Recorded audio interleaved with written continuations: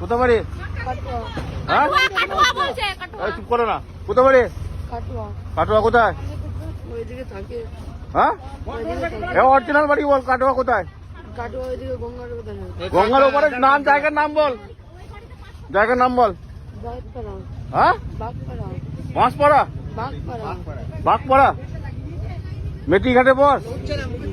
হ্যাঁ আর আমাকে তুই বলি বলবো না বাড়ি যা মারা, যা মারা এখন মেরে নাও। একজনকে কাটোয়া বলছিস, একজনকে বলবো না বলছিস।